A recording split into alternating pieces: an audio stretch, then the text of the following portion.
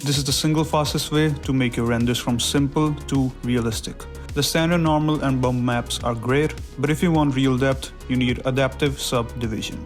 It might sound complicated, but it's really easy to set up in Blender, and we're gonna go through it step by step to create that infinite detail look. So starting with the first step, I'm gonna quickly go through the scene setup that I created before adding the adaptive subdivision.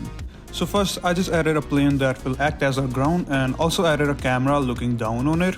For the lighting, I'm just using a simple SDRI and rotated it to have the lighting from behind. Also, in the compositor, I added a glare node to add that nice glowing effect. Next, just adding a little bit of subdivision to make a small bump in our ground here, and added another plane that will act as our water material. Now, let's get started with the step 2, adding a basic material setup before getting started with the displacement. So for the material, I'm going to use Ambient CG, and it's a really cool website with a lot of different materials. I'm using this paving stone material, and you can download it in 4K or 8K. And another nice thing about this is you can go to the 3D preview and play around with this displacement scale to see exactly how the displacement map will work. So after downloading the material, there's a really quick way to set up the material here. So here in the shader editor window, I've added a new material. You just need to make sure that you have the Node Wrangler add-on turned on, and with the Principled BSDF selected, just press Ctrl-Shift-T. And then just select all the images that you need from your material, and it'll be automatically set up for you in Blender. Now, if I go to the render view, you can see the basic material is set up here. I'm gonna go to the scale and increase the scale a bit to match the real world size of the pavement. Also, I added a noise texture and connected it with a color ramp to replace the roughness and add a little bit more realism here. You can play around with all this setting to create realistic reflections on your ground. Finally, with the ground selected, I'm gonna press Ctrl-1 and use this shortcut to add subdivision modifier to our ground. Finally, we can get started with the step 3, adding displacement using adaptive subdivision and learning how it works as well.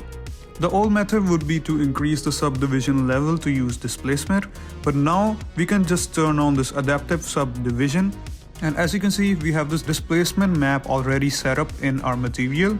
If I go to the render view here, you can see there's not much change. So to fix that, we need to go to the material, scroll down to the setting and just turn on displacement and bump. And as you can see, displacement is added to our material and already adding a level of realism. This is how it looked before and after, and if you zoom in on your surface, you can see it's actually getting displaced and not flat anymore. You can use the displacement scale here to increase it or decrease it to your liking. But still, there's one important thing that we need to know. If you look at the adaptive subdivision options here, it's showing different values for viewport and the render. So if I render this ground right now, you can see it looks different from what we have in viewport and is much more detailed. So the pixel size controls how much detail it will have. If I change the setting to 8 pixel in our viewport, it'll look really flat, but the same thing in the render view will have nice displacement on it. So you have to keep this thing in mind and just play around with this setting till you find a nice balance. Also, we can drop this pixel size below 1 as well if you need to create some detailed shot, but make sure to download higher 8K level textures for this. And here you can see in this demonstration how the mesh will look. If we increase or decrease the pixel size, it will change according to the distance of our camera. So just experiment with the scale, pixel size and the rendering of the material till you find nice settings. Here I'm using the same setting on a sand material, and it works really nicely across the materials that are non-flat.